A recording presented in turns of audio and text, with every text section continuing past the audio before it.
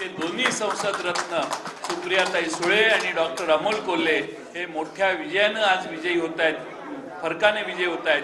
आणि उरलेले आमचे सगळे निलेश लंकेचा विजय देखील एक सामान्य कार्यकर्ता कसा धनशक्तीच्या विरोधी लढू शकतो, सर्व साधनांच्या विरोधी लढू शकतो, हे निलेश लंकेने सिद्ध केलेलं आहे. त्यामुळं पैसा फार महत्वाचा नसतो, प्रतिमा महत्वाची असते आणि लोकांच्यात मिसळणं जास्त महत्वाचं असतं. त्या निलेश लंकेंचंही अभिनंदन. त्याचबरोबर आमचे भास्करराव बगरे हे अतिशय सामान्य घरातून आलेले शिक्षक पेशा आणि शिक्षक पेशात काम करणारा पण आमचा तालुका राष्ट्रवादी काँग्रेसचा अध्यक्ष दिंडोरीचा हा लोकसभेला उभा करण्याचा निर्णय पवार साहेबांनी आणि आमचे श्रीराम शेट्टी आणि तिथल्या सगळ्या सहकार्याने घेतला. त्यांनाही विजयी करण्याचं काम त्या भागातल्या जनतेनं करून दाखवलेलं आहे. त्यामुळे भास्कर बगरेही अतिशय चांगल्या मताने विजयी झाले.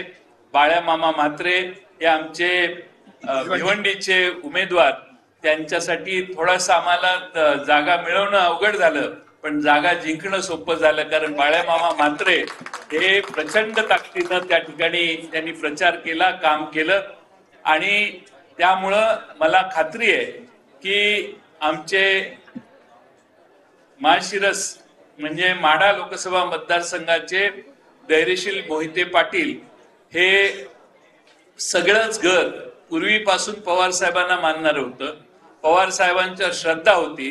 5 वर्षापूर्वी काही गैरसमजामुळे आमच्यापासून विजयसिंह मोहिते पाटील साहेबांच्या बरोबरचे काही लोक थोडेसे बाजूला गेलेले, पण 5 वर्षात पवार साहेबांचं संघटन कौशल्य एवढं महत्वाचं आहे की पवार साहेबांनी पुन्हा त्यांना आपल्या बरोबर घेतलं. विजयदादा मोहिते यांनी पवार साहेबांना साथ देण्याचा निर्णय घेतला.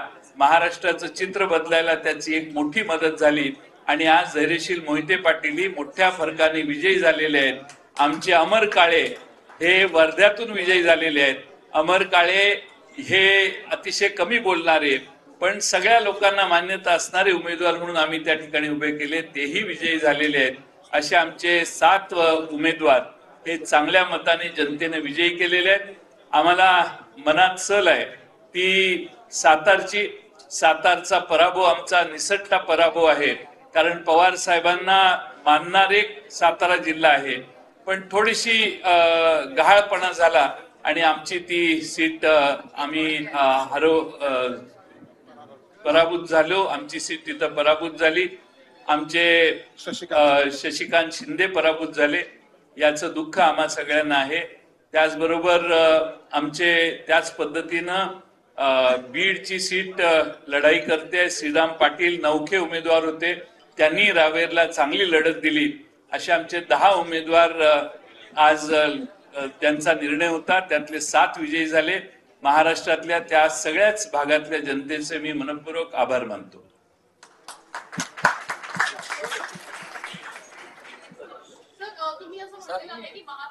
तुम्ही बोलायचं